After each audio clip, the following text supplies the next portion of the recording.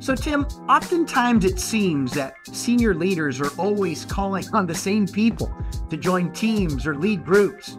How do you see organizations proactively letting in those employees and middle managers that sometimes seem to be left out or otherwise don't seem to be engaged? There are various models and examples of trying to gather feedback, input from frontline teams, whether it be middle managers or clinical staff at the pointy edge of the sword, so to speak. I would actually include perhaps physicians in that as well, depending on how a particular location is organized. So, there are tried and true techniques like Gemba walk, lean daily walks, huddles, quick problem solving, gathering techniques, all centered around trying to capture information from the frontline leaders about what happened today, what tools did you need, what resources did you lack. The challenge is, and what I'm sure we'll talk about a little bit more, is how do we follow those items and how do we know there's actually action taken as a result?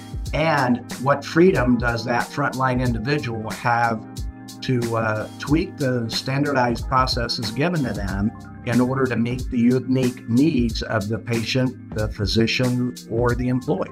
Someone, quoted the famous quote, "Culture eats strategy for lunch." Well, the informal organization destroys the formal organization every moment of every day.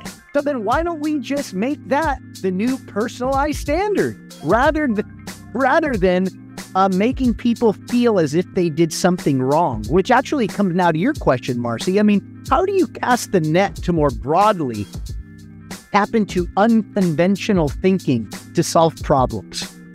It is both formal and informal. And I was listening to the other speakers, which were very, very good, by the way, and they were talking about relational. So I think that when we look at leaders today and in the future, that relational component is becoming even more important. So, we have to have these formal venues to engage folks, but we have to have those casual conversations. And it has to be intentional. We live in this fast-paced world of sound bites.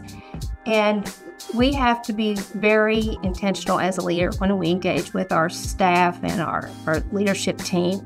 What is it that they do outside of their daily work that may help them to think differently? And so you begin to learn your staff and your leaders, and then you start to think about, what are these next strategic plans that we're going to be working on? And then how do we bring in those leaders with this unconventional thinking to be part of the team? So what happens if we bring some unconventional thinking into the room, those contrary voices? How do we make those people feel like they matter? It can be uncomfortable for everyone, right? Because healthcare has been constructed probably more where we get into groupthink. We have to learn to be open to contrary ideas and to think through them and make it non-threatening.